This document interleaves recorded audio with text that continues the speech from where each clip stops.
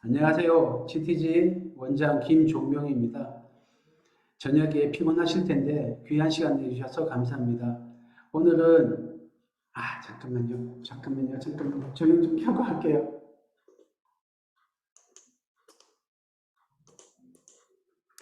잠깐만요. 제가 좀 전까지 수업하다가 해서 음, 네, 너무 화면이 어두우면 보기 불편하실 것 같아요. 어, 2학년 수학 공부 방법 간담회를 하겠습니다. 제가 6학년부터 3학년까지 월화수목까지 했는데요. 하다 보니까 너무 제 이야기가 길어지더라고요. 그래서 되도록 제 이야기 줄이고 질의응답 많이 받으려고 합니다. 그래서 질의응답 미리 해주신 분도 계신데 좀 생각하고 계시다가 아니면은 제 설명하는 거 듣다가 궁금한 거 있으시면 조금 메모하셔서 이따가 질의응답 해주시면 감사하겠습니다. 먼저 제가 간단한 설명을 드리겠습니다.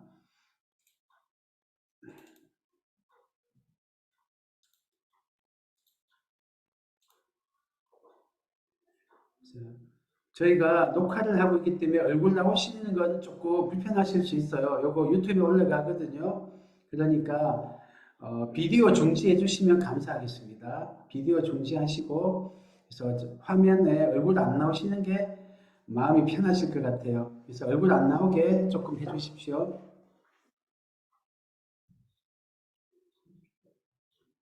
네, 자, 수학 공부 방법 2학년 간담회 하겠습니다.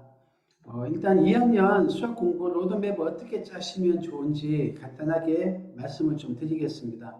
첫 번째는 사고력 수학, 문제결력 수학. 요거는 아직까지는 필수입니다. 운동으로 비교하면 뭐 축구 같으면 슛하는 법, 패스하는 법, 트래핑하는 법 여러 가지가 있는데요. 네, 저희가 비디오 녹화해서 유튜브에 올리거든요. 그래서 화면 안 나오게 비디오 중지 눌러주시면 감사하겠습니다. 비디오 중지 눌러주시면 감사하겠습니다. 네, 녹화해서 얼굴이 나와요. 얼굴 나오면 불편하시니까. 네, 감사합니다. 운동을 치면 그런 실전 기술을 배우는 게 교과 수학이에요. 근데 그런 거를 해도 체력이 늘긴 해요. 실전 게임 뛰고 기술 배우고 하다 보면 뭐 달리고 뛰고 하다 보니까 느는데 그래도 제대로 하려면은 근력 운동 따로 하고 지구력 운동 따로 하고 민첩성 운동 따로 하고 유연성 운동 따로 하고 기초 체력 운동은 다 따로 하거든요. 그런 기초 체력 운동에 해당되는 게 사고력 수학, 문제결력 수학이에요. 그래서 둘 다 병행하시는데 아직은 저학년 때라 그릇을 키우는 시기 같아요. 그 그릇에 교과라는 지식이라는 내용을 담는 거는 좀 나중에 해도 되는 것 같아요. 그릇이 크면은 담을 게 많은데 그릇은 작은데 담는 거에만 초점 맞추시다가 나중에 그릇을 크게 키울 시간적, 마음적 여유는 없는 나이 든 시기, 중3, 고3 이럴 때가 됐는데 그때는 벌써 그릇이 차고 넘치는 상태인 거예요. 그러니까 지식보다는 그것을 키우는 기초 체력을 키우는 시기다. 그래서 사고력 문제 결력에 좀 초점 맞춰 주시면 좋겠습니다. 그리고 수학은 아닌데요. 이 시기에 아주 중요한 거 두 개가 더 있어요. 하나는 국어입니다. 언어 사고력 또는 뭐 독해력, 이해력 이렇게 부를 수 있는데 국어 하나고 또 하나는 생활 습관입니다. 뭐꼭 공부하는 생활 습관은 아니라도 좋아요. 자기를 이렇게 시간을 정리정돈해서 어떻게 관리할 수 있는 습관을 조금씩 들여야 돼요. 그것도 잔소리할 때 움직이는 시스템 아니고 자기가 주도적으로 할 수 있도록. 그래서 몇 시야 이렇게 하면은 같이 움직일 수 있는 그런 엉덩이 쪽이죠. 엉덩이 쪽 습관을 만들어 가시는 게 슬슬 하실 필요가 있어요.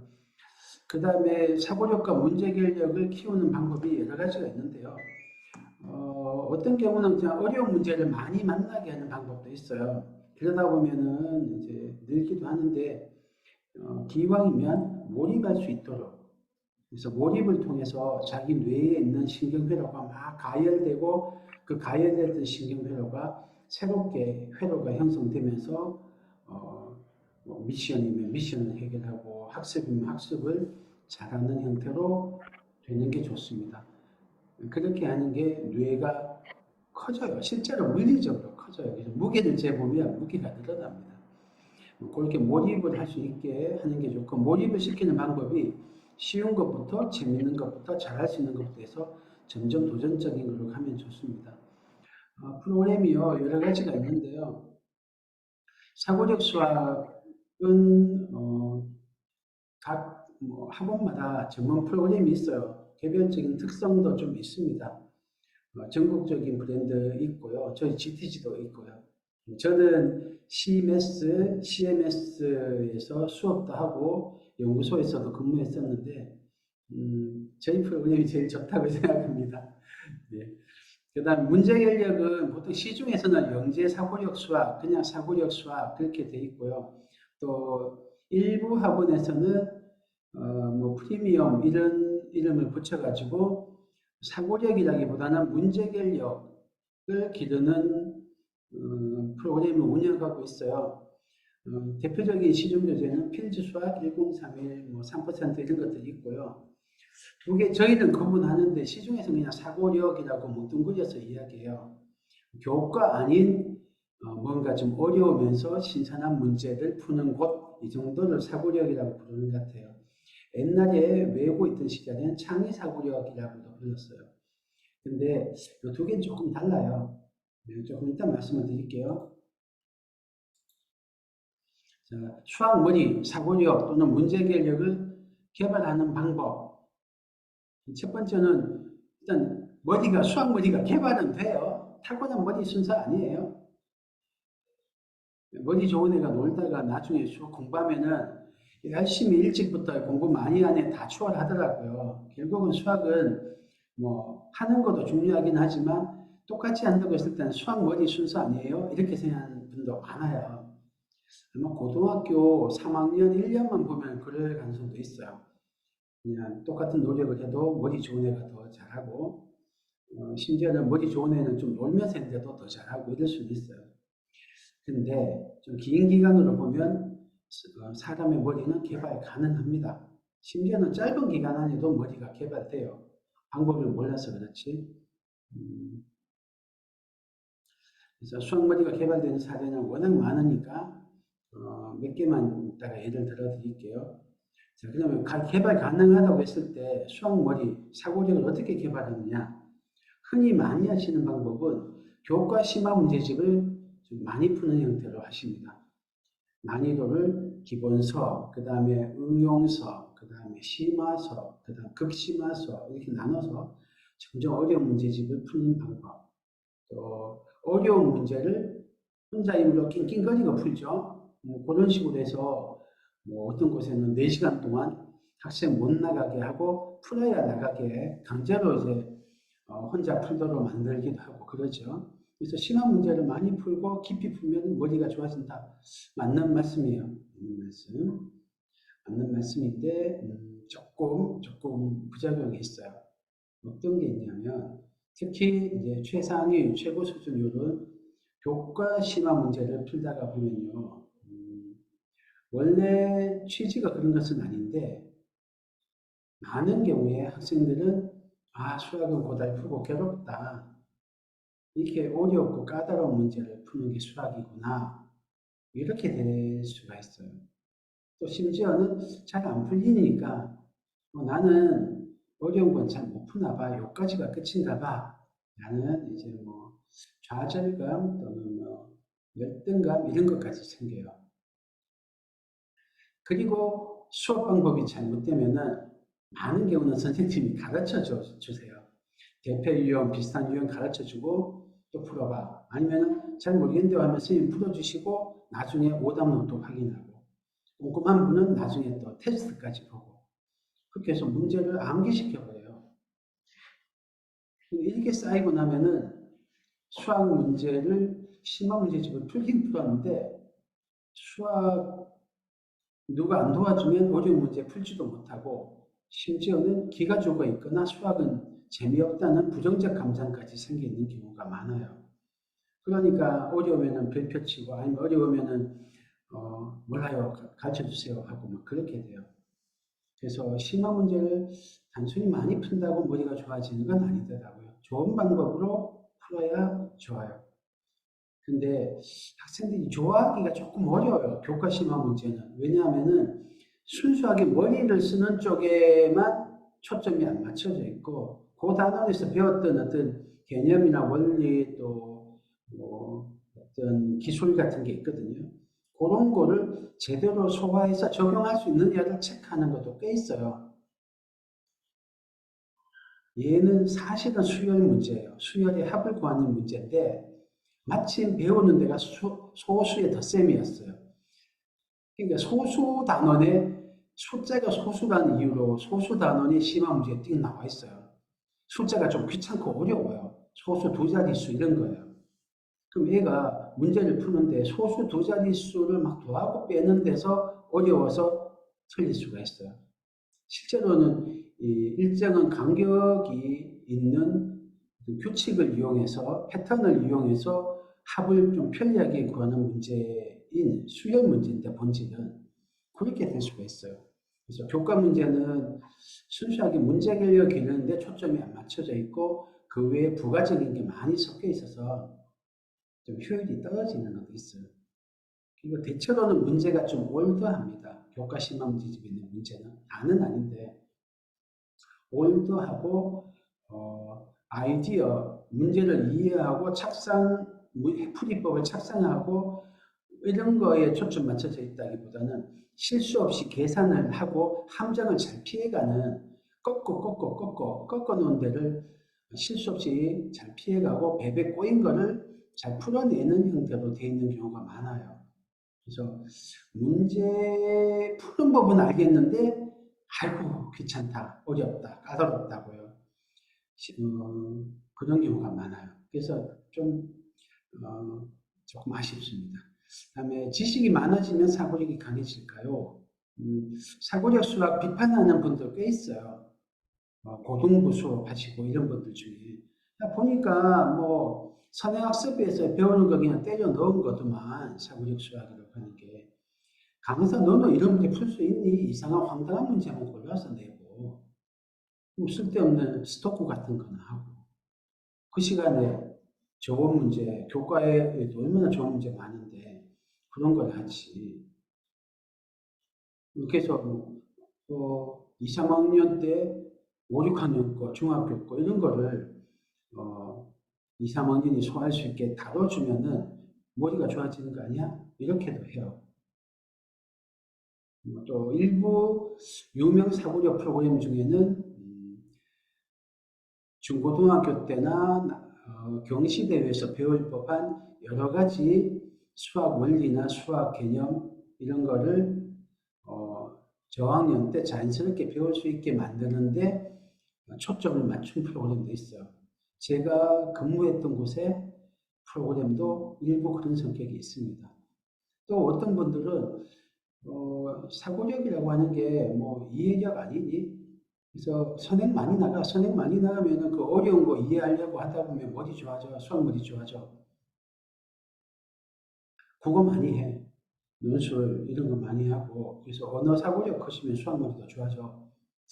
그런 경우도 있어요. 맞는 말씀 같아요. 맞는 말씀 같은데 이해력만으로 수학이 다 되지가 않아요.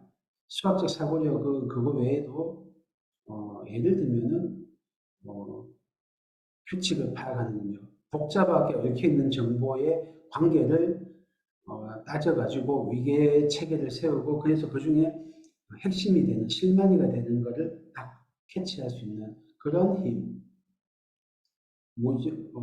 어느 게 답으로 가는 길인지 모르는데 어떤 지식을 써먹어야 될지도 모르는데 거기에서 어떤 직관적 통찰을 발휘하는 그런 힘. 그런 것들이 있어요. 그래서 그런 것들 없이 지식 체계를 이해하는 것만 가지고 문제가 풀리지 않아요. 특히 우리 인류가 아무도 겪어보지 못했던 새로운 지식을 개척하려고 할 때, 그때 문제를 정의하는 힘, 문제를 해결하는 힘, 이런 것들이 필요한데요. 그때는 완성된 지식을 이해하는 게 없어요. 이제 지식을 막 개발해 나가야 되는 상황이거든요. 그럴 때는 탐구력이라든지, 유연성이라든지, 독창성이라든지, 직관적 통찰력이라든지, 과제 집착력이라든지, 이런 것들이 필요해요. 막막한 데서 뭔가 하나 실험을 하고 거기서 뭔가 알아내고 거기서 좀 전진하고 그런 실험 데이터를 막 복잡하게 이렇게 있는데 관계없어 보이는 것끼리 관계를 패턴을 발견하고 그래서 하나의 지식 체계로 구성하고 그걸 이용해서 문제를 해결하고 이런 과정들을 해내야 되거든요. 개척하는 거죠. 그런 걸 해내는 거가 필요하기 때문에 그걸 담당하는 과목은 수학이에요.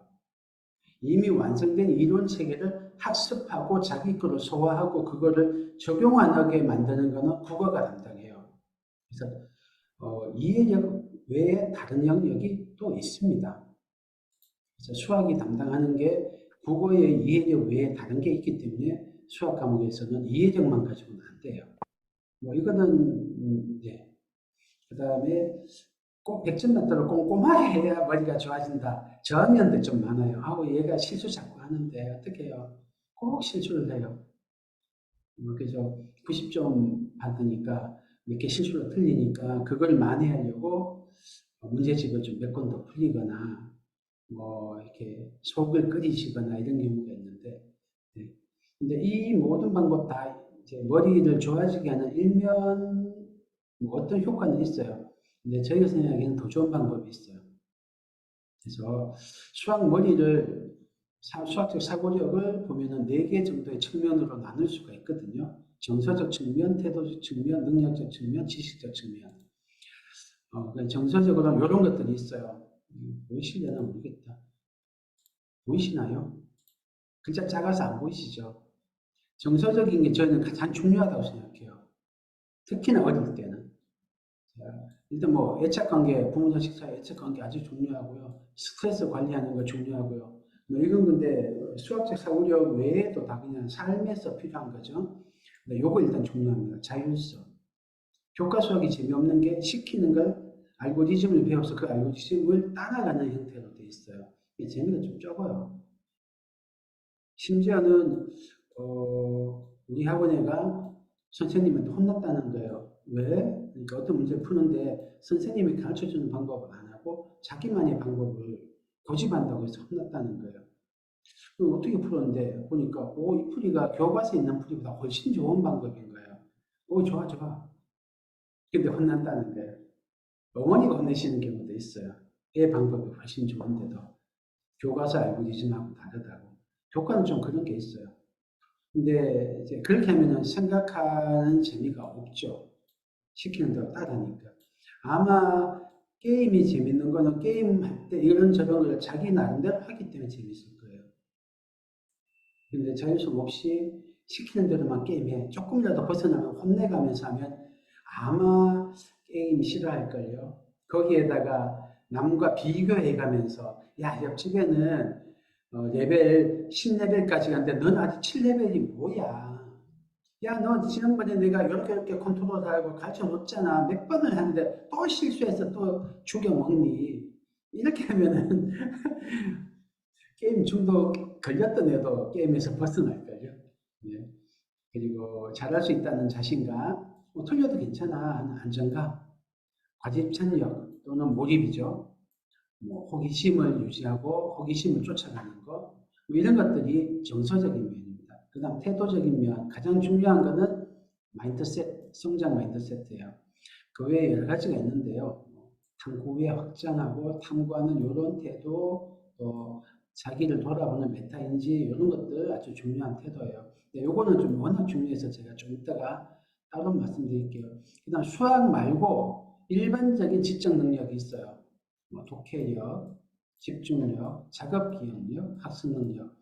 주로 요거는 국어에서 많이 담당하고요. 요거는 생활이죠. 그리고 작업 기억력은 수학에서 워낙 중요해서 저희 사고력에서는 작업 기억력을 기르는 것들을 좀 하고 애들한테 작업 기억력을 관리하는 잘 활용하는 방법을 좀 가르쳐 줍니다. 몸에 배이게 했는데 뭐 전문적인 이야기라 다음에 하고요. 지식은 주로 이제 아이디어를 떠올리는 방법, 또 아이디어를 떠올리기 위해서 질문을 던지는 방법이에요. 발문술, 뭐 문제 해결 전략, 우리 인류가 확립한 여러 가지 효과적인 전략들이 있거든요. 이런 것들도 사고력을 구성합니다. 또 순수하게 수학적 사고력, 뭐 안에 이제 영역으로 나누면 직관적 통찰력, 연산력, 공간 지각력, 유추 능력, 추론 능력, 논리력, 탐구력, 규칙 파악 능력, 의사소통 능력 여러 가지가 있습니다. 이런 것들이 수학적 사고력을 구성을 해요. 그래서 어떤 프로그램에서 이런 것들을 골고루 잘 발전시키도록 하는 게 필요합니다. 개발할 때 개발자들이 이런 것들을 연구하면서 개발하는 거고요. 여러분이 직접 하실 필요는 없는데 네, 그렇습니다. 그중에 가장 중요한 거 하나만 꼽으라면 저는 성장 마인드셋하고 몰입 같아요. 성장 마인드셋이 뭐냐면요. 캐롤 드웨 교수라고 하버드 대학 심리학 교수이다가 지금 캘리포니아 대학 심리학 교수인 분인데 이분이 교육심리학, 산업심리학 이런 데서 굉장한 이제 대가세요. 미국 교육에 영향을 미쳐서 지금 미국 공교육의 한 4분의 1 정도는 이 성장 마인드셋을 받아들인 수학교육 프로그램을 운영하고 있어요. 그래서 대세가 돼가고 있는 중입니다. 어떤 내용이냐면요. 어떤 사람의 성취도에 아주 큰 영향을 미치는 마인드셋이 있는데 딱 두 개로 갈라진다. 고정 마인드셋, 성장 마인드셋. 이 두 가지로 모든 인간의 마인드셋을 나눌 수 있는데 요거 하나로 많은 게 설명된다요. 많은 게. 그리고 이 마인드셋이 변화할 수 있다는 그런 이론이에요. 그래서 마인드셋이 어떤 거냐면요. 딱 하나예요. 꼭 지능은 아닌데 사람의 지능 또는 재능은 타고났다. 이게 고정 마인드셋이에요. 사람의 재능은 성장할 수 있다. 이게 성장 마인드셋이에요. 요 믿음 하나, 요 마음가짐 하나인데 이 단순한 마음가짐 딱 하나에 따라서 많은 행동이 달라지고 결과 성취도도 달라진다는 거예요. 예를 들면 어려운 거를 만나요. 그러면 도전을 피해요. 왜냐하면 내가 몇 번 실패하면 이건 내 클래스가 재능이 이게 안 돼서 그런 거야. 내 재능을 넘어서는 해봤자 소용없죠. 심지어는 도전을 회피해요. 왜냐하면 이걸 해서 만약에 실패하면 내가 낮은 계급인 게 내가 육두품인 게 들통나는 거야. 성골이거나 진골이고 싶은데 천재거나 영재고 싶은데 뭐 시시한 애라고 낙인 찍힐까봐 오히려 회피해요. 실패할까봐. 실패를 두려워하죠. 그런데 성장 마인드셋 가진 사람은 한번 해봐요. 도전을 받아들여요. 실패하면 실패해도 배워요. 배우면 되지. 지금은 실패했지만 내 힘이 약하지만 힘을 길러서 다시 하면 성공할 수 있어. 그렇게 생각하니까 어려워도 자꾸 달려들어요. 그래서 나중에는 어떤 일이 벌어지냐면요. 계속 도전을 회피하고 실패하면 쪼그라들고 도전을 만나면은 누가 이렇게 뭐라고 코치를 해주면은 자기를 깎아내리는 것 같으니까 무시하게 되고 그래요. 그래서 성장이 잘 안 돼요. 자기 잠재력에 반의 반도 발휘를 못해요. 근데 성장 마인드셋을 가진 사람은 계속 도전하고 노력하고 실패해도 좌절하지 않고 다시 일어서서 실패해서 뭔가를 배워서 더 성장을 하는 거예요. 그러니까 잠재력을 발휘하고 성과도 잘 나와요. 어려운 거 시켜도 도망가지도 않고요. 이 마인드셋을 어떻게 바꿔주느냐가 수학 문제 풀 때도 아주 차이가 나요. 저희 학원 출신하고 아닌 외부에서 온 애들하고 차이 중에 눈에 두드러지고 저희가 꼭 그거를 중요하게 생각하는 차이가 뭐냐면요. 외부에서 온 애들, 특히 뭐 공부 좀 많이 했던 애들 중에는 안 풀리면 알려주세요 하는 애들이 있어요. 심지어는 안 알려준다고 막 성질내요. 한 번 학부모님이 항의하시는 거예요. 우리 애 학원 갔다 왔는데요. 저 선생님, 담임 쌤, 누구누구 쌤입니다. 한길동 쌤 좀 뭐라고 해주세요. 왜요? 그 쌤이요. 아무것도 안 알려주고요. 애들 보고 하라고 했대요. 우리 애가 모른다고 좀 알려달라고 하는데 하나도 안 알려주더래요. 애들 중에 이런 경우도 있어. 아, 쌤이 날로 먹는다고 아무것도 안 하고. 걔들 생각에 쌤은 막 지식을 칠판에 쓰든지 말로 하든지 해서 자기한테 막 알려주고 또 자기가 잘할 수 있게 반복시켜주고 틀린 걸 바로잡아주고 막 이런 걸 생각하는 거예요. 제가 수영을 배우거나 스케이트를 배우거나 뭐 이러면은 코치님이 해봐 이렇게 안 하잖아요. 한번 하는 거 보고 고쳐주고 이렇게 하잖아요. 그죠? 악기를 배워도 그렇게 하잖아요. 그렇게 생각하는 거예요. 근데 저희는 그렇게 안 해요. 혼자서 도전하고 넘어져서 깨우칠 수 있게 해요. 그래서 도전할 거리를 잘 배치를 하죠. 애들이 난이도가 달랑말랑한 것들로만 해서 조금씩 높여가면서 나중에는 아주 어려운 것까지 도전하게 하는데 그런 식으로 점점 몰입도를 올려가면서 도전하게 해요. 그러다 보니까 나중에는 처음에 1분이면 못 풀고 알려주세요 하던 애들이 40분, 1시간, 심지어는 쉬는 시간 지나서 2시간 내내 한 문제를 못 풀고 낑낑거리기도 해요. 그래도 알려줄까 하면 싫대요. 싫어! 이렇게 막 해요. 근데 외부성 애들은 좀 그래요. 그렇게 항의했던 애가 제가 우리 취지를 말씀드리고 왜 이렇게 하는지 막 이렇게 해서 이해를 하셨어요. 그래서 애를 설득해서 더 다니게 했어요. 그러다가 8개월 뒤인가 또 전화 오신 거예요. 누구누구 선생님 교사가 바뀌었어요. 그 사이에. 이 선생님 좀 혼내주세요.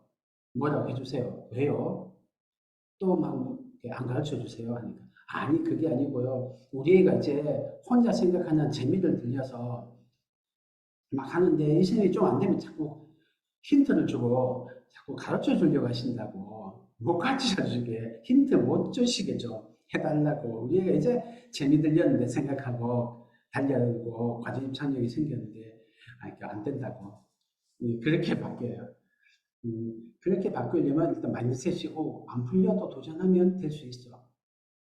그 경험을 하게 해야 되고 그래서 이 마인드셋을 좀 바꿔주는 게 필요합니다. 근데 저희가 해보니까요. 저희를 통해서 쉬운 것부터 재밌는 것부터 시작해서 점점 어려운 거로 작은 성공 경험을 쌓아가면 몰입도가 올라가거든요. 성공의 맛을 보거든요. 그래서 실패를 두려워하지 않고 자꾸 도전하게 돼요.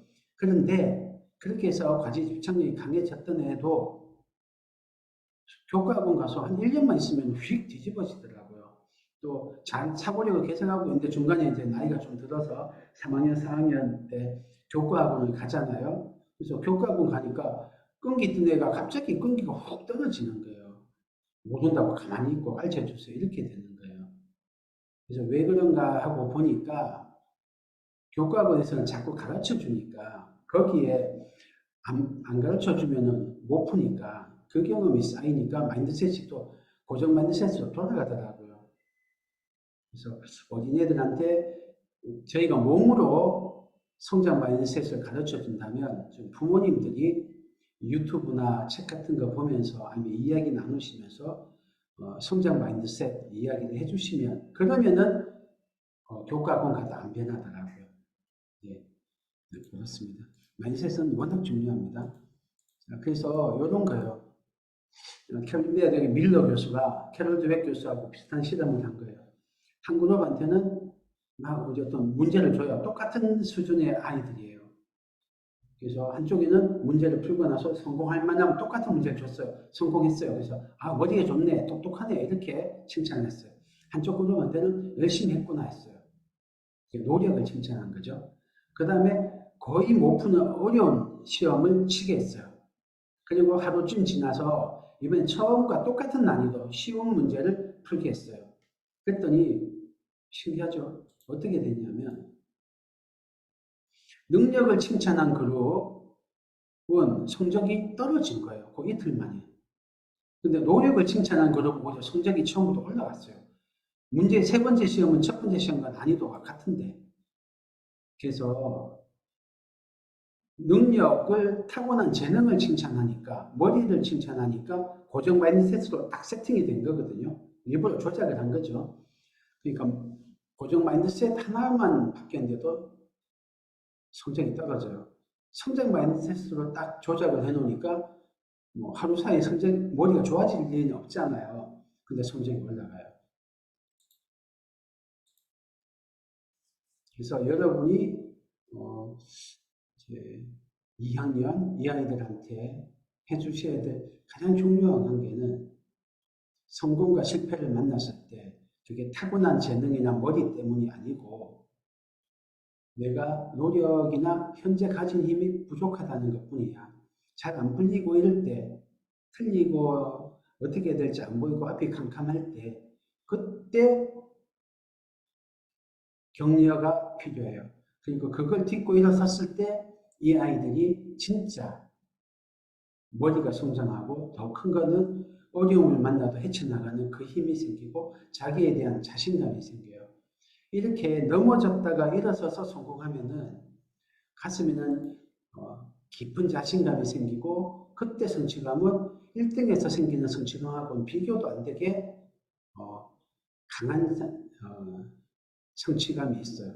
그래서 노력했다가 좌절했다가 성공했을 때 느끼는 그 성취감, 이게 또 노력을 강화하게 하거든요. 더 달려들게 하고 끈질기게 매달리게 해요. 그러면 또 성공이 잘 되겠죠. 이런 선순환이 일어나면은 점점 문제에 달려드는 학생, 끈기 있게 매달리는 학생이 되고 마음에는 깊은 자신감이 생기는 학생이 돼요.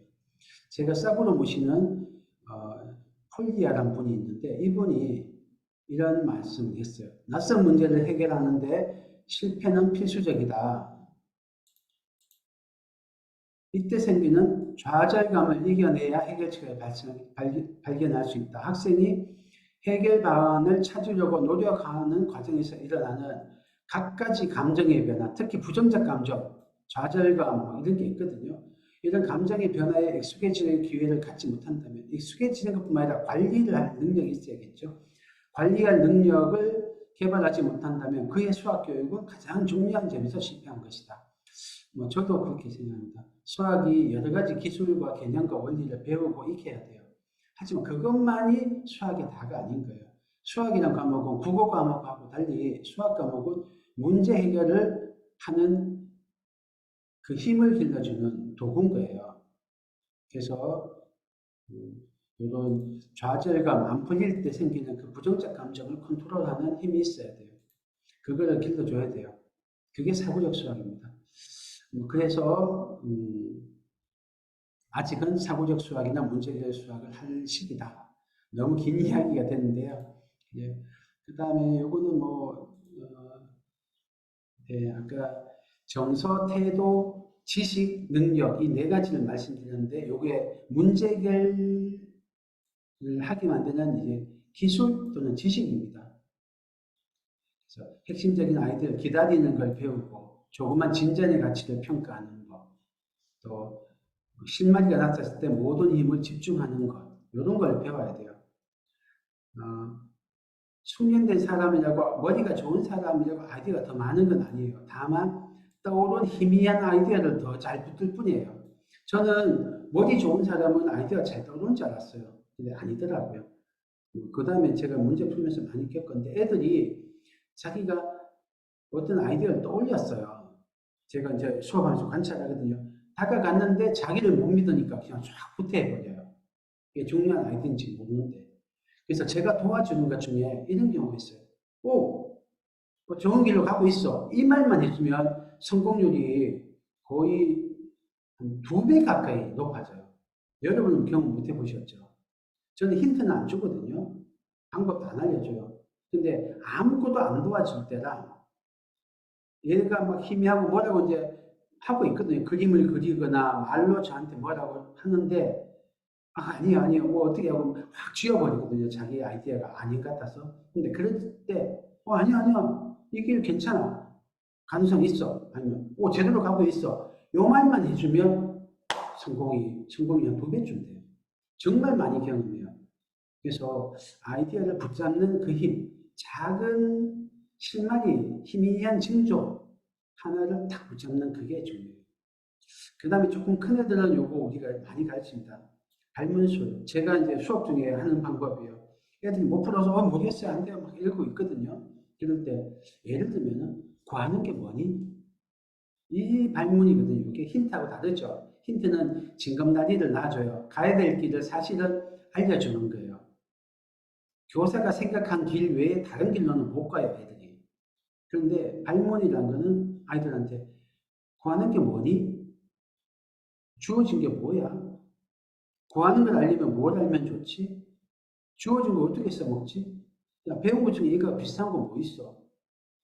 야, 요거 그림을 한번 그려봐봐. 이런 것들이 발문이에요. 발문은 힌트하고 달리 가야 될 길을 유도하지 않아요. 그런데 머리를 굴릴 거리를 제공해요. 우리 인간이요, 뇌를 돌리는 게 질문을 딱 받으면 뇌가 돌아가요. 우리 뇌를 돌리는 강력한 힘이 질문이에요. 그리고 발문을 할 때 이 발문에 기술이 있단 말이에요. 문제가 있고 답이 있어요. 이 사이 거리가 멀어요. 우리 뇌에는 이 사이에 길에 대한 회로가 형성되어 있지 않아요. 그 중간에 띄엄띄엄 우리가 알고 있던 기존의 지식들이 징검다리 비슷하게 막 놓여 있어요. 얘들 사이에 회로가 없어요. 그런데 구하는 게 뭐지? 주어진 게 뭐지? 한 다음에 구하는 걸 알려면 뭘 알면 좋을까? 주어진 걸 어떻게 써먹을까? 하면서 한 발짝씩 가까워지는 거예요. 그러다 보면 어느 순간에는 여기서 여기까지, 요 두 군데까지 가는 아주 가까운 목표로 좁혀져요. 그때 다라락 하고 번쩍하거든요. 이렇게 자기 문제를 잘게 쪼개서 가까워지게 만드는 게 발문술이에요. 이게 기술이거든요. 이런 거를 사고력 수학을 하면서 조금씩 몸에 익혀요. 근데 보통은 부정적 감정에 압도돼 있으면 이런 머리를 못 돌려요. 자기가 정답 근처 가도 부정적 감정에 압도돼 있으면 물러나 버려요. 그런 이제 틀려도 괜찮아. 그리고 난 할 수 있어. 뭐 이런 강한 자신감과 안정감을 가지고 이런 발문서를 몸에 익히고 나면은 어려운 문제도 막 할 수 있어요. 그래서 1시간 몰입하면 풀려요. 저희 이제 영재센터로 넘어가면 저희가 5학년 정도부터 영재센터로 넘어가거든요. 영재센터로 넘어가면 사고력 수학은 최고로 길면 한 3시간에서 4시간, 일주일에 2시간 수업하니까 약 2주치를 한 문제를 몰입하게 만들어요. 그 정도까지 몰입도를 올려주는데 그게 한계예요. 근데 영재센터에서는 한 2주, 3주 동안도 한 문제에 매달리게 해요. 저희는 몰입을 굉장히 유도하는 방식으로 사고력센터, 영재센터가 운영되거든요. 뭐 그러다 보니까 저희가 영재센터 애들이 예를 들면은 중2에 서울영재고 조기 합격하거나 초6, 초5, 중1 이럴 때 KMO 금운동을 따거나 이런 경우가 굉장히 많이 나와요. 정말 우수한 애들만 모여서 그런 것도 있지만 제가 생각하기에는 학생 수만 5명, 3명, 많을 때 8명 있는 데서 대부분이 KMO 수상하고 대부분이 영재고를 가거든요. 그렇게 되는 이유가 저희는 많이 안 풀려요. 수업 시수도 짧아요. 남들이 주 6회 할 때 저희는 주 3회만 하거든요. 남들이 새벽 1시까지 할 때 저희는 10시에 끝나거든요. 그래도 되는 이유가 이렇게 몰입을 시키면서 한 문제를 붙들고 오랫동안 생각하는 이런 경험을 하게 해서 그래요. 사고력부터 계속. 그 다음에 이제, 아이고, 좀 빨리 줄일게요. 2학년 로드맵 중에 이제 사고력과 문제 결력을 꼭 하셔라. 이걸 통해서 그릇을 키운다. 이 말씀을 드렸고요. 교과서와 이제 결을 안에 뭔가 담는 거죠. 이것도 하긴 해야 돼요. 옛날에는 아니었는데 지금은 2학년 상위권 애들은 힘껏 선행을 1학년부터 사실 얘들은 시작했어요. 1학년부터 시작하고 뭐 천천히 어느 정도 봐가면서 가는 게 아니고 자기 힘껏 극심화 선행을 하면 좋아요. 초2 과정까지는 그냥 심화 선행하면 되고요. 초3부터는 이제 최상위 같은 거 풀면서 극심화 선행하면 됩니다. 그래서 얘들은 극심화 선행까지 감당할 수 있는 애들이라 하면 좋아요. 네. 초2까지는 최상위 하지 마세요. 초3부터 하세요. 아니면 초4부터 해도 돼요. 그렇게 해서 얘들은 많이 하십시오. 저희 학원에 2학년 애들 많이 하는 애들은 뭐 5학년 2학기, 5학년 1학기 그 언저리 합니다. 좀 더 많이 하는 애들도 전국으로 보면 있어요. 있는데 하여튼 힘 닿는 만큼 하면 좋고요. 상위 10% 안에 드는 애들, 얘들은 선행 시작하고 속도는 약 2배속, 석 달에 한 학기 나가는 정도 페이스로 하면 좋아요. 교재는 이제 기본 상권, 준심화 상권, 극심화선 하지 말고, 그리고 꼭 얘를 병행해야 돼요. 문제 결력 전문 교재. 아까 말씀드린 필지 수학 1031 같은 거요. 그 다음에 상위 10%에서 20%까지 학생들은 아직은 선행을 감당하기 조금 어려운 면이 있어요. 그래서 연산은 선행을 좀 하셔도 됩니다. 1년 선행, 2년 선행까지 해도 좋아요. 그래서 연산만 가볍게 하는데 연산학습지는 제 생각에는 3학년까지만 하십시오. 연산학습지는 3학년까지만. 4학년부터는 연산학습지가 저는 좀 필요 없는 것 같아요. 그냥 참고서를 나가는 게 좋은 것 같아요. 오히려 중학교 과정은 연산학습지 또 새롭게 해도 돼요. 그래서 연산학습지 굳이 뭐 필요하진 않다. 근데 3학년까지는 꼭 연산학습지 해야 돼요. 그리고 요 애들은 이제 자기학년 심화를 꼭 해줘야 됩니다. 자기학년. 근데 선행은 심화를 굳이 안 해도 되는 것 같아요. 그냥 문제 결력은 꼭 이제 시작하십시오. 2학년부터는 해야 돼요. 그리고 이 친구들은 교과를 할 때 설명하기도 깨십시오. 그냥 배우는 게 시시하더라도 가령 두 자릿수 곱하기 한 자릿수 하면 왜 이렇게 하면 되지? 문제에서 뭐 숫자 카드를 이용한 문제를 풀었어요. 왜 이렇게 하면 되지? 그래서 개념, 원리, 중요한 문제, 틀렸던 문제 이런 거는 내용을 말로 설명하는 것을 좀 하도록 유도하시면 좋습니다. 이러면 뭐 학교 놀이 이런 식으로 하면 돼요. 부모님이 학생이 되고 우리 아이가 선생님이 돼서 부모 앞에서 막 자랑하는 거죠. 이걸 배웠는데 이렇게 풀었는데 어떻게 풀었어? 두 가지 효과가 있어요. 하나는 우리 아이를 진심으로 우리 부모가 인정하고 축하하고 격려하고 더 잘할 걸 기대하고 이런 인정의 의미가 있습니다. 부모한테 인정받으면 좋죠. 그게 자랑하고 싶죠. 이거는 남을 이기는 자랑, 잘났다는 자랑 아니고 내가 어떤 성취에 대한 자랑이니까 좋아요. 두 번째는 얘들이 사실은 자기가 배운 거를 정확히 이해 못하고 요령만 알고 있는 경우도 많고요. 문제도 그냥 어슴푸레하게 감으로 푸는 경우도 꽤 많고 그래요.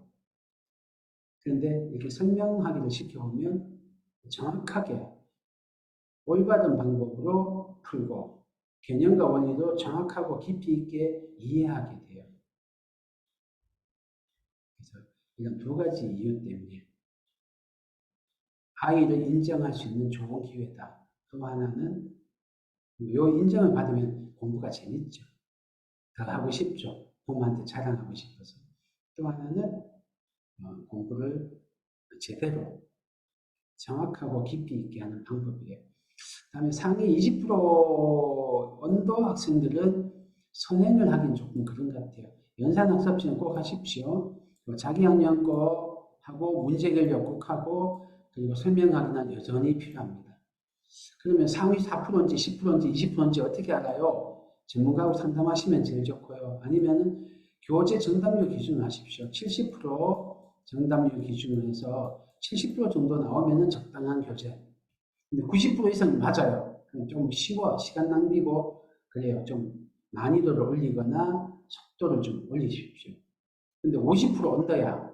바로 스톱. 너무 어렵거나 그런 거예요. 스톱. 그래서 난이도를 낮추거나 진도를 늦춰야 돼요.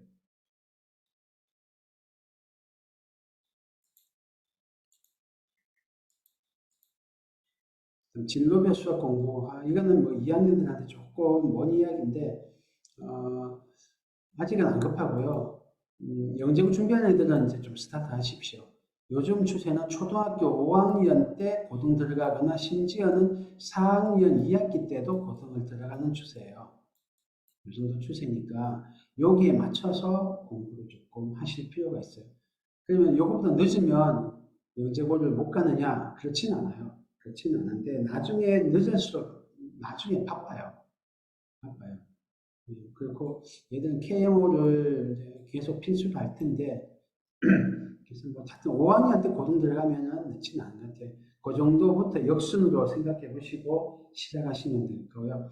자사고 이과 최성이 노리면은 뭐 지금 슬슬 시작하시면 돼요. 아까 거기 상위 10% 이렇게 달아서.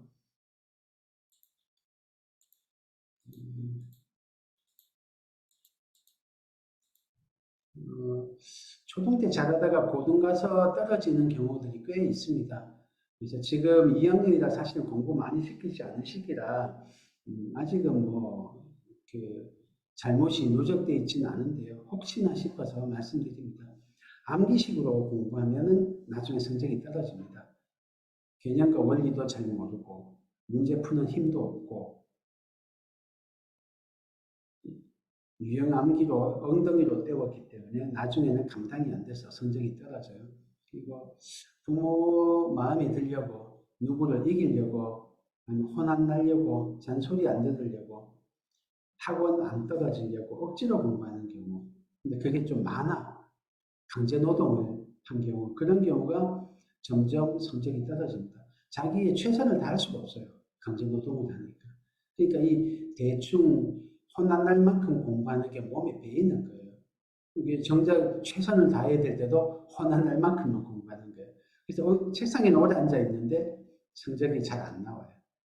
근데 놀던 애들이 공부하기 시작하니까 밀리죠.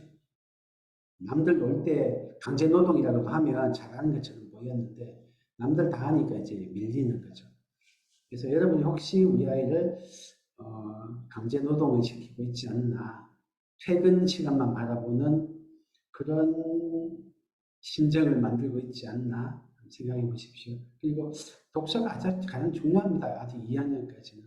그래서 깊이 있게 책 읽고 깊이 생각하는 독해력, 언어 사고력 꼭 길러 주십시오.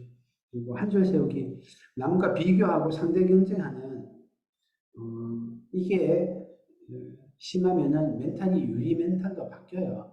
상대 비교에서 동기를 찾고 상도 비교에서 자기의 자존감을 찾고 남보다 잘나고 이기고 해야만 안정감을 느끼는 상태를 만들면 인생도 불행하고 성과도 안 나오고 그렇습니다. 나중에 성적이 떨어져요. 그래서 남과 비교가 아니고 나 있는 그대로 나는 존귀하고 나 있는 그대로 나는 사랑스럽고 나 있는 그대로 잘할 수 있다고 생각해야 돼요. 그게 성장 마인드셋이에요, 사실은. 그래서 성장 마인드셋 가지면 비교를 안 합니다. 있는 그대로 자기를 사랑하는 그런 힘이 있어요. 어른 데서도 삶의 질이 좋습니다. 불안하지 않아요. 못나도 비굴하지 않고요. 잘 나갈 때도 누가 쫓아올까봐 불안하지 않아요. 교만해지지도 않고. 자,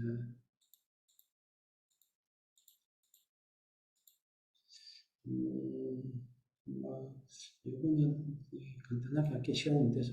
하여튼 극심화서는 매우 조심하세요. 최상위 조심하세요. 이거 하는 애들 멘탈 약하고 성적 안 나오는 경우 많이 봤습니다. 최상위는 저는 정말 전문가한테 상의 받으면서 매우 조심스럽게 채택하십시오. 최상위 한다고 성적 공부 잘하는 거 아니니까요. 이 시간에 최상위 말고 최상위 대신에 문제개혁 전문교재를 하십시오. 문제개혁 전문교재. 그게 더 상처도 적고 부상도 덜 있고 재미도 있고 머리도 더 빨리 좋아집니다.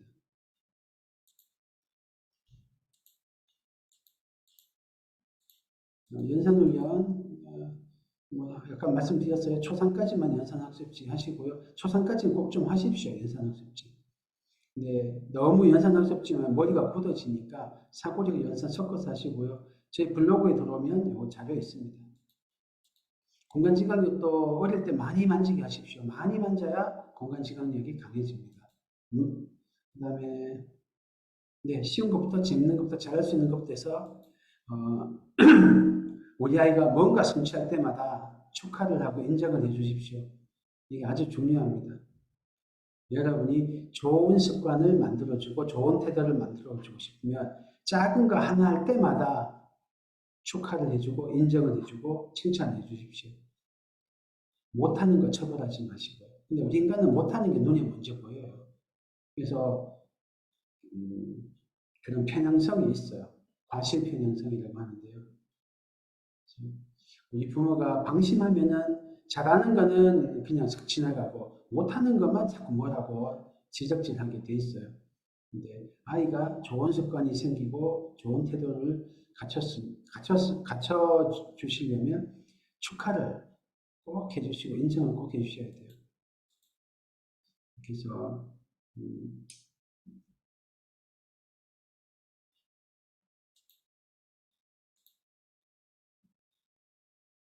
칭찬하실 때는요.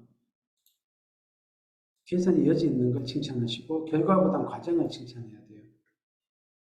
그래서 훈계, 잔소리, 꾸중 이거를 통해서 보통은 개선하려고 향상시키려고 많이 하시고 또 이게 잔소리가 좀 먼저 나와요. 짜증이 나죠. 어떤 때는 몇 번을 해도 똑같은 잘못을 하고 있으면.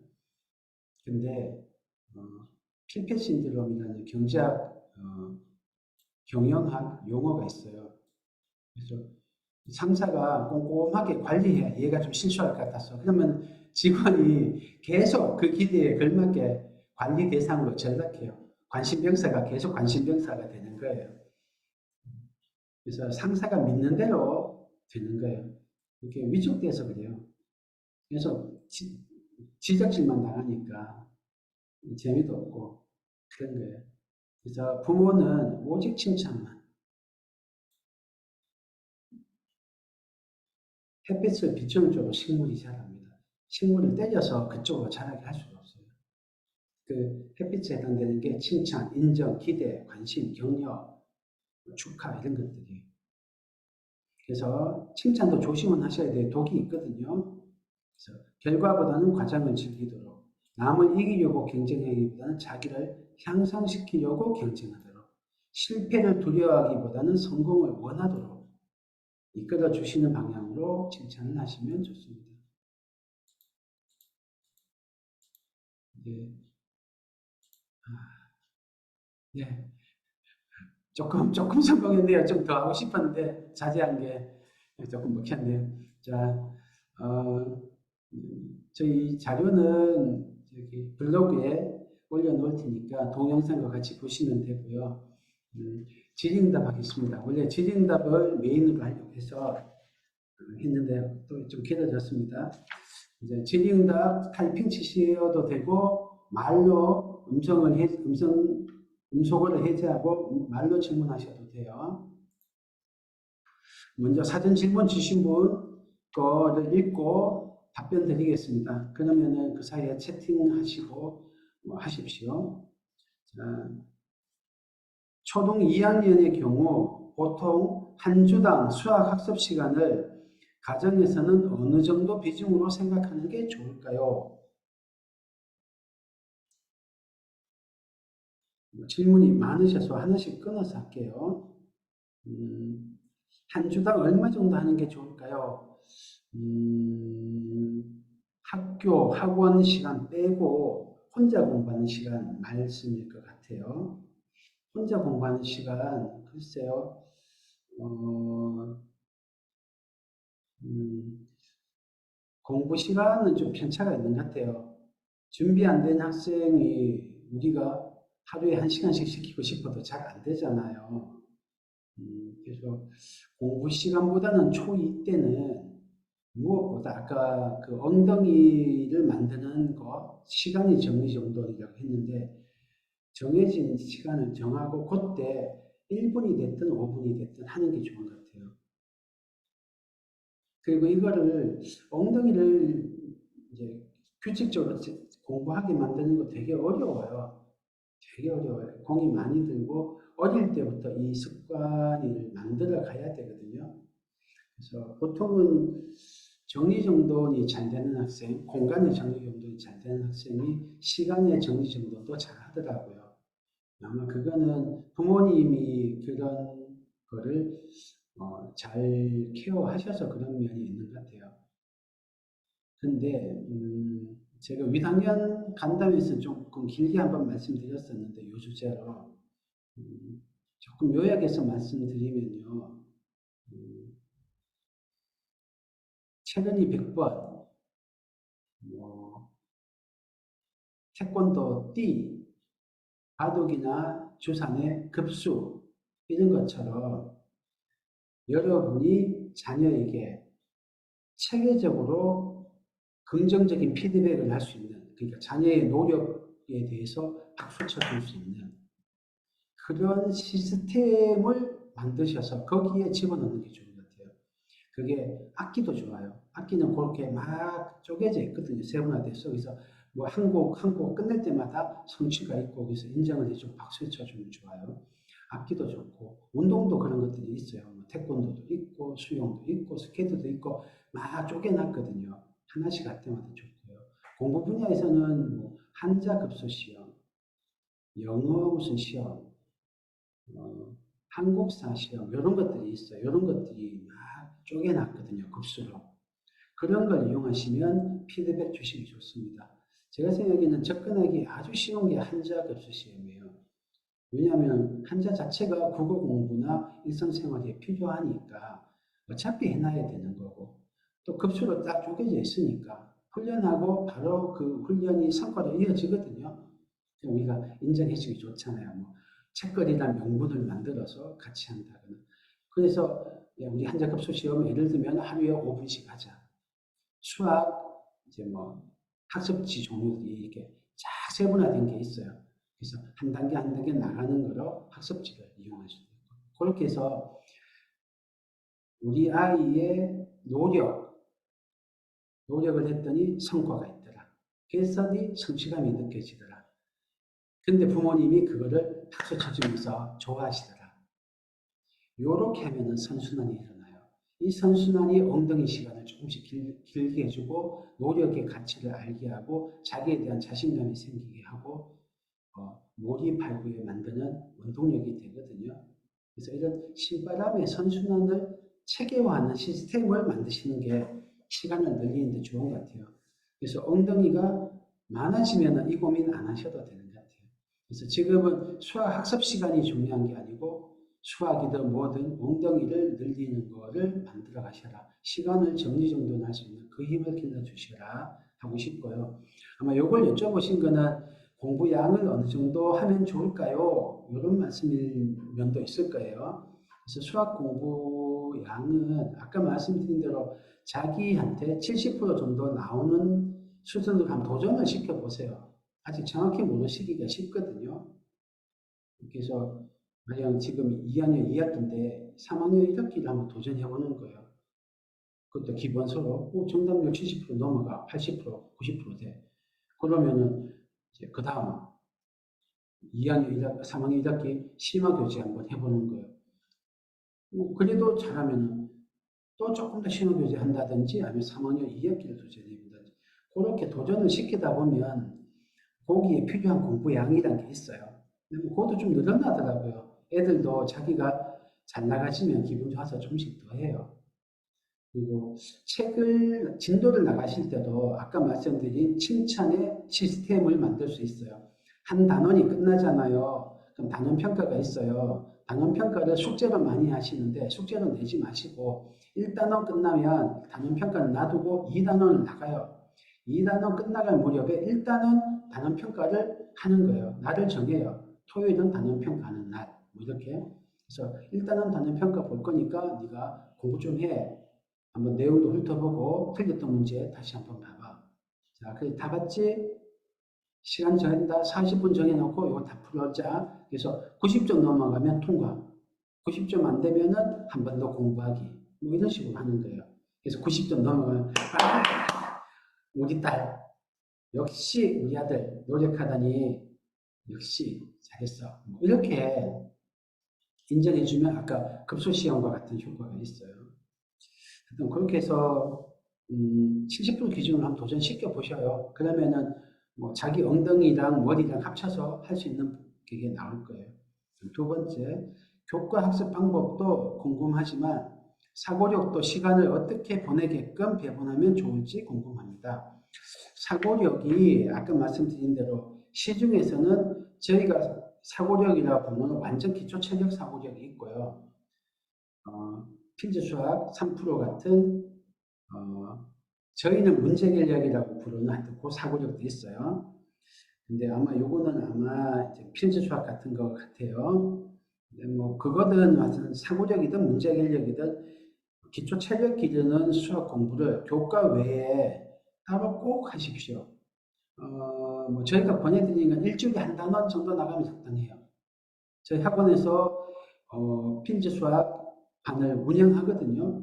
사고력 재원생한테는 3만 원, 비재원생은 7만 원 받고 있고요. 일주일에 한 번 50분, 1시간이죠. 1시간 줌으로 수업합니다. 왔다 갔다 하실 필요 없이 집에서 하시면 되고 한 단원씩 하는데 아마 수업 중에 한 70% 풀고 30% 정도는 3, 40%는 집에 가서 숙제로 해요. 그게 한 너댓 문제, 대여섯 문제 정도거든요. 그 정도면은 한 30분 정도 집에서 숙제하면 될 것 같아요. 합치면 수업 시간 1시간, 숙제로 많아야 1시간, 그래서 한 2시간 정도를 문제결력 또는 사고력에 보내는 것 같아요. 그거 외에 저희 학원 이제 진짜 사고력, 문제결력 말고 홀그레인, 홀그레인 뭐라고 그러죠? 하여튼 이게 현미예요. 현미, 현미. 그 사고력 수학은 뭐 따로 숙제가 많지 않으니까 일주일에 한 번 2시간. 그래서 합쳐서 한 4시간 정도 투자하면 적당하지 않을까? 애들이 재밌어해서 이거는 별로 힘들지 않습니다. 교과보단 시키기 좋아요. 그 다음에 매일 꾸준히 하는 것보다 집중해서 일주일 중 하루 이틀만 하는 게 좋을 것 같기도 한데 경험이 없어 질문드립니다. 교과는 뭐 꾸준히 하시는 것도 좋아요. 아니면 요일별로 하루에 주 3회 정도 날 정해서 월수금 1시간은 수학하는 날 몇 시부터 몇 시까지 뭐 그렇게 정하시는 것도 방법이고요. 이건 아까 좀 말씀드렸죠. 그 다음에 사고력과 문제결력은 매일 한 문제, 두 문제씩 하는 것도 괜찮아요. 저희 수업할 때 수업 중에 한 절반에서 50%에서 70% 풀고 나머지 숙제를 집에서 하루에 한두 문제씩 체크시더라고요. 그러면은 뭐 10분 안에 끝나거든요. 못 푼 거는 또 그 다음날 넘기고 가르쳐 주지 마시고 뭐 그렇게 하면은 편안하게 하더라고요. 질문 2. 초등 고학년이 되면 점점 수학 시간을 확보하는데 영어나 예체능보다 더 우선순위를 정해야 할 것 같아요. GTG 3, 4학년부터는 교과 수업이 별도 개설이 되고 있나요? 네. 저희가 2학년부터 교과반 개설하고요. 2학년 지금 2반 운영되고 있고 5학년 2학기랑 5학년 1학기 하고 있고요. 3학년들은 저희가 지금 중1 반, 그다음에 초6반, 초5반, 초4반 이렇게 있습니다. 보통 다른 학원도 뭐 비슷할 거로 예상하고요. 그래서 교과 수업은 이제 2학년 때는 좀 영재고 지연이 있고 아주 일찍 스타트하는 학생, 그 학생들만 먼저 시작하고요. 3학년부터는 뭐 대체로 상위 한 30%, 25% 안에 있는 학생들은 스타트하는 것 같아요. 그걸 집에서 하시든 학원을 이용하시든 좀 선행학습을 스타트 하십시오. 그렇게 스타트하고 나면은 교과 공부 시간이 좀 늡니다. 집에서 막 실험하시기 힘드시면 학원을 보내세요. 학원에서는 별로 부모님한테 애들이 찡찡거리는 만큼 안 찡찡거려요. 그래서 학원만 데려다 주시면 애들이 공부를 합니다. 그래서 집에서 하시는 것도 좋고요. 아직 어리니까. 학원에 오면은 헬스클럽 PT 끊으면 저는 헬스클럽까지만 가면은 나머지는 강제로 운동이 되잖아요. 그래서 의지력이 약해도 좀 운동을 할 수 있는 효과가 있어요. 학원이 그런 역할을 합니다. 보통 시간 분배를 어떻게 하면 좋을지 입학을 위해 미리 준비해두면 좋은 내용이 있다면 말씀 부탁드립니다. 시간 분배요. 일주일에 저희 2학년, 3학년반은 일주일에 2시간 한 번 합니다. 그리고 문제결력 1시간을 해요. 합쳐서 3시간이라고 보시면 돼요. 사고력 2시간, 교과 2시간, 문제결력 1시간. 토탈 5시간이죠. 5시간에 사고력, 문제결력, 교과도 선행심화 이렇게 다 해결이 됩니다. 그러면 숙제는 다른 거 숙제 별로 없고 교과가 제일 많죠. 교과하고 문제결력 숙제가 애들마다 편차는 있지만 저희가 표준으로 생각하는 거는 수업 시간의 2배 정도를 숙제로 생각하고 있어요. 교과는. 그래서 뭐 일주일에 한 4시간 이내로 할 거로 예상이 되고요. 4시간 그 정도. 문제 결력은 수업 시간하고 같은 정도 예상하고 있어요. 한데 추가로 3시간 더 되니까 8시간, 총 8시간 정도 학원 시간 포함해서 수학에 배분하게 되는 것 같아요. 입학을 위해 준비해두면 좋은 내용. 네. 네, 문제결력 전문 교재 필지나 팩트 같은 거 좀 풀어보면 좋습니다. 그 다음에 안녕하세요. 내정초 2학년 학부모입니다. 문제를 풀면 꼭 몇 개는 틀리는데 다시 풀면 맞아요. 문제를 끝까지 안 읽거나 잘못 봤다는데 습관이 될까봐 걱정이에요. 이런 친구들 지도는 어떻게 해야 할까요? 이거 되게 답답하시죠? 진짜 몰라서 틀리면 오히려 나은데 알면서 틀리면 답답하죠. 안타깝고 또 나중에 수능이나 뭐 큰 시험에서 알면서 틀리면 습관돼가지고 얼마나 손해예요. 그래서 이거 참 하시는데 저는 그냥 어릴 때 2학년, 3학년 때 그때 틀리는 거는 실수 틀린 거는 안 해요. 잘못을 지적 안 해요. 특히 사고력이나 문제결력은 안 합니다. 사고력이나 문제결력은 맞으면 박수 쳐주는 거예요. 틀렸다고 뭐 안 해요. 왜? 과학자가 한 번에 뭐 성공 안 하거든요. 과학자는 꼭 실험을 해요. 우리 아이가 틀린 거는 실험인 경우가 많아요. 문제를 잘못 읽어서 경솔해서 틀린 것조차도 실험인 거예요. 그래서 왜 틀렸니? 네가 발견해봐. 이렇게 시켜요. 또 조금 더 큰 애들, 교과를 이제 공부 양이 많아져요. 3학년, 4학년 돼요. 그러면 저희는 실수를 잡기 위해서 실수를 잡는 것만 아닌데 반반 노트를 풀려요. 반반 노트에 풀게, 책에는 못 풀게 해요. 그래서 모든 풀이는 노트의 왼쪽에만 풀게 해요. 노트의 오른쪽에는 비워놔요. 그래서 한 페이지를 반으로 딱 잘라서 왼쪽에만 풀고 오른쪽은 비워놔요. 뭐 보통 애들이 풀이를 제대로 안 써요. 그냥 개발 뭐 하거나 답만 달랑달랑 있거나 어쩌다 계산 흔적만 그저그저 있거든요. 근데 풀이를 아주 왼쪽에 하게 해요. 그리고 틀리면 자기 풀이에 어디가 틀렸는지 찾아서 빨간색으로 밑줄 긋게 해요. 그리고 거기부터 오른쪽 옆에 풀게 해요. 딱 화살표 그어서 여기부터. 이렇게 하면요. 말로 하는 거 좀 그렇죠.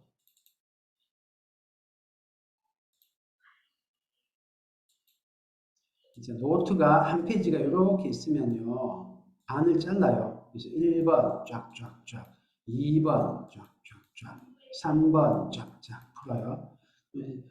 부모님 채점해 주시잖아요. 맞았고, 틀렸고, 맞았고. 그러면은 자기가 여기가 틀렸네 해서 화살표에서 여기부터 다시 풀어요. 이렇게. 그러면 부모님이 다시 또 채점해 주시는 거예요. 맞았네. 해서 세모 이렇게. 이해되시나 모르겠는데 이렇게 하면요 자기 풀이를 자기가 돌아보기 때문에 자주 틀리는 패턴이 있어요. 어떤 애는 육자를 영자처럼 써서 틀리는 애 있어요. 어떤 애는 저학년 때는 답을 실컷 알고 있어 7 해놓고 옮겨 적다가 8이라고 적어요. 뭐 그런 경우도 있고 하여튼 그러다 보면 자기가 실수가 줄더라고요. 잔소리할 필요 없더라고요. 그냥 부모님은 미션 하나를 던져주시는 거예요.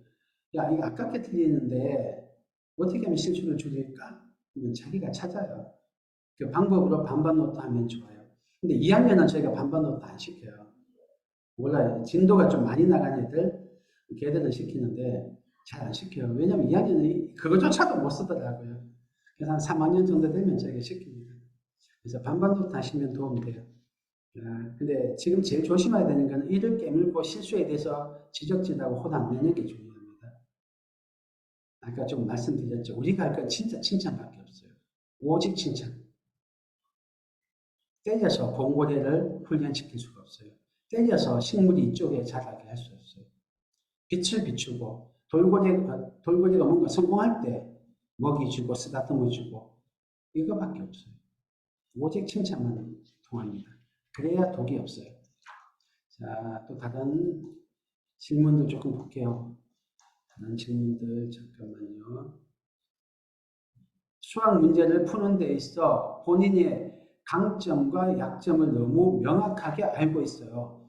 본인이 약점인 수카드나 경우의 수 문제가 나오면 본인이 잘 못하는 부분이라고 말하곤 열심히 푼다고 풀어도 어김없이 틀리는 경우가 많거든요. 문제는 이해를 하지만 과정에서 오류가 생기고 결국 오답으로 이어지는 경우가 많은데요. 또 자기 주도성이 강해서 실수 없이 정리해서 푸는 방법을 설명해주면 받아들이려고 하질 않는데 이런 경우 어떻게 해야 할까요? 하고 답답하시겠어요. 본인이 강점이라고 하나씩 끊었어요. 잠깐만요. 본인이 강점이라고 느끼는 부분은 어려워도 꼭 풀어서 답을 맞추더라고요. 혹시 심리적인 문제일까라는 생각도 들고요. 아니면 기술적인 문제일까라는 생각도 듭니다. 자기가 약점인 거는 틀리고 틀리면은 좋은 방법 알려줘도 귀를 닫아버리고 안타깝네요. 근데 잘 생각해보면 굉장히 좋은 점 많은데요. 약점이라서 틀릴 가능성이 높은데도 하네요. 문제를 풀고 안 하고 자빠지는 경우가 더 많은데 굉장히 칭찬할 거리인데요. 야 어려운데 도전했구나. 아깝다. 또 틀렸구나. 본인이 얼마나 잘해야 되겠어요. 야 이거 진짜 어려워. 그치? 여러 번 틀리니까 너도 참 싫겠다. 야 힘들겠다. 넘어진 애한테 무릎팍이 까졌어요. 피나고 있어요. 그때 제일 처음 해야 되는 게 뭐예요? 아프겠다. 피나네. 약 발라줄게. 이거를 먼저 해야죠. 그죠? 야, 안 넘어지려면 어떻게 하고, 그렇게 해야 돼. 이거는 둘째 같아요. 그래서 아이를 이해하고 공감해 주시는 거, 첫째 먼저 하십시오. 우리 아이의 감정보다 얘가 거둘 성과가 먼저 눈에 보이면 안 돼요. 성과는 부모님의 미션이 아니고 애의 미션이잖아요. 그죠? 이런 거 틀린 걸 아는 것도 굉장한 메타인지라고 하거든요. 자기 약점을. 그것도 굉장히 좋은 거죠. 메타인지까지 있고 틀리는 거 알면서도 도전하고는 굉장히 박수 쳐줘야 될 일입니다. 도전했구나. 얘 넘어져서 몇 번 무릎팍 까졌는데 또 자전거 타려고 도전하는 거하고 똑같아요. 넘어졌는데 스케이트 타려고 노력하는 거하고 똑같아요. 박수 칠 일이죠. 이건 언젠가는 해결됩니다. 다 됩니다. 이렇게 노력하는데 알면서도 도전하는데 우리는 격려해 주는 게 중요하죠. 그 방법을 대신해 주려고 하니까 안타까우신 거예요. 우리가 원하는 속도로 안 되니까. 근데 대신해 주려고 하지 마시고 믿어 주십시오. 우리 아들, 제가 아들이니까 알거든요. 그래서 우리 아들 이만큼은 잘할 수 있어. 지금은 잘 안 되지만 충분히 잘할 수 있어. 사람의 머리는 근육하고 같아서 커지는 거야. 지금은 좀 힘들겠지만 네가 방법을 찾아봐. 또 넘어지면 일어서면 되지. 그러니까 이 문제들이 주로 경시대회나 이런 데서 제일 어려운 문제들이에요. 제일 어려운 문제는. 카운팅은 굉장히 어렵습니다. 그 정도로 실수 없이 주의 집중력을 유지하는 것은 어른도 어렵습니다. 저도 잘 들리거든요. 그래서 거기는 이 정도로 말씀을 드릴게요. 그래서 애가 넘어졌을 때 우리가 부모의 사랑을 전해줄 수 있는 아주 좋은 찬스입니다. 그리고 아이에 대한 믿음과 기대를 전해줄 수 있는 아주 좋은 찬스니까 네. 무릎까지라고 생각하십시오. 그다음에 강점이라고 느끼는 거는 꼭 답을 맞추니까 이것도 꼭 박수 쳐주십시오. 참 기특하고 장점이 많네요. 그 다음에 내정초이니 반반 노트 너무 좋네요. 칭찬을 해줘야겠네요. 감사합니다. 네, 감사합니다. 초이 땡땡땡님 안녕하세요. 초이 학생입니다. 지난번 상담회 때 영재반이 있다고 하셔서 전화 문의를 했더니 4학년 과정 정도 진도가 되면 보내라고 하셔서 진도를 맞춘 뒤 겨울쯤 보내려고 생각하고 있습니다. 그런데 영재반은 정확히 어떤 아이들을 위한 수업인가요? 영재고, 과학고, 가 목표인 아이들만 들어가는 게 적합한지요? 또 영재반 보내려면 어떤 준비를 해야 할까요? 초2. 저희 이미 5학년 2학기 반, 5학년 1학기 반 스타트 했고요. 겨울방학에 4학년 1학기 반도 아마 있긴 있을 거예요. 거기까지는 저희가 영재고 목표하는 반입니다. 근데 어떤 애들이 가냐면요. 뭐 어디 꼭 입시를 목적으로 해서 거기 합격하기 위한 게 첫째 목적이 아니고요. 저희가 언제 한번 이제 영재 설명회를 1년에 한 2번 정도 하는데 들으시면 좀 자세할 텐데 영재는 범죄하고 달리 정서적인 또 지적인 특성이 있어요. 그 특성에 맞는 교육을 하자고 하는 게 첫째 목적입니다. 둔재한테 둔재에 맞는 특수교육이 필요한 거 알아요. 특수교육과가 따로 있거든요. 그래서 뭐 발달 장애가 있거나 하여튼 어떤 이제 어려움을 겪고 있으면 그 어려움을 겪는 아이들에게 맞는 교육을 하잖아요. 영재도 똑같은 거예요. 영재는 그냥 남보다 어, 잘하니까 뭐 특별한 교육이 필요하겠어. 걔들이야 그냥 땅 짚고 헤엄치기지 생각하시기 쉬운데 그렇지가 않아요. 영재성이 강한 애들한테 범죄들이 받는 교육을 시키면 얘들한테는 굉장히 고통이 돼요. 그리고 많은 경우는 이 아이들이 다치고 어, 세상이 회색으로 변합니다. 그래서 이 아이들에게 맞는 교육을 하려고 저희는 해요. 다른 학원이 그런지는 모르겠어요. 다른 학원은 그냥 입시 수단일 수도 있는데 하여튼 저희는 그래서 합니다. 그래서 이 아이들에게 맞는 교육을 해요. 그중에 특징적인 게 수학과학 분야에 영재성이 있는 학생들한테는 자기의 지적 발달에 맞는 도전적인 지적 도전을 할 수 있는 환경을 만들어요. 그리고 몰입을 할 수 있게 유도를 합니다. 몰입할 만한 거리를 제공합니다.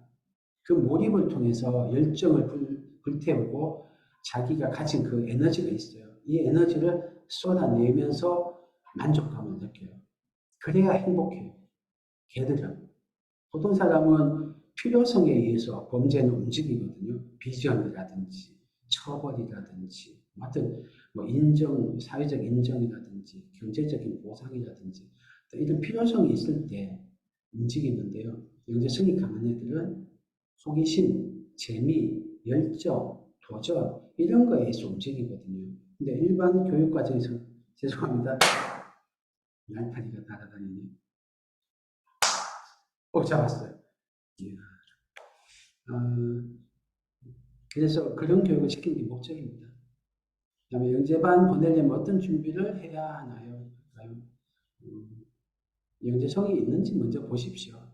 근데 영재반 애들 중에 모든 애들이 영재성을 개발하고 아이에게 맞는 교육을 하려고 오시는 게 아니고 어떤 분들은 그냥 입시에 유리하니까 선행학습은 해야 되니까 뭐 그래서 오시는 분들도 있으세요. 그런 학생들이라면 일단 진도에 맞게 교과 공부할 필요 있어요. 교과를 깊이 있고 정확하게 아는 게 필요하고요. 더 중요한 거는 저는 진도는 좀 둘째로 봅니다. 진도가 조금 부실해도 사고력과 문제결력이 강하면 저희가 뽑습니다. 그래서 사고력과 문제결력 기능은 준비를 해서 보내시면 됩니다. 구땡땡님 안녕하세요. 안녕하세요. 지금 달팽 치시는가 보다. 저희 아이는 영재성보다는 지극히 평범합니다만 그럼 영재반을 보내는 건 맞지 않을까요? 이거 제가 어제 3학년 부모님하고도 상담했는데 여러분이 지금 보는 모습하고 다른 경우도 꽤 많아요. 꽤 많아요. 꽤 많아요. 꽤 많아서 좀 전문가하고 좀 보시면 좋습니다. 전문가하고 상담 받으시면 더 정확합니다. 네. 네. 꽤 많다까지는 종종 있어요. 꽤 많다는 아니죠. 종종 있어요. 뭐를 보시면은 영재성이 있는지 아시냐면요. 똑똑함이 아니고요. 어디 하나에 이렇게 푹 빠지는 게 있는지를 보셔야 돼요. 특히 수학학 분야, 탐구하는 분야에. 빠지진 않더라도 호기심이 강한지를 보셔야 돼요.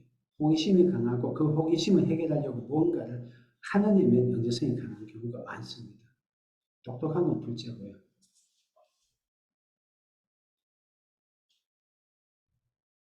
또 질문이 없으실까요? 여러분이 질문을 많이 하시면 다른 분한테 도움 되시고 저한테도 도움이 됩니다.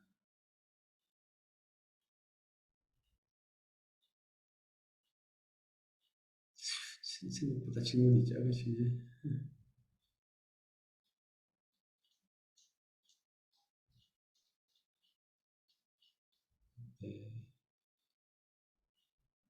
시간이 많이 돼서 질문 더 하고 싶어도 못 하시는 경우도 있으실 것 같아요. 그런 분들은 저희에게 연락 주십시오. 개별적으로 상담해 드립니다. 자, 마치겠습니다. 긴 시간 감사합니다. 안녕히 계십시오.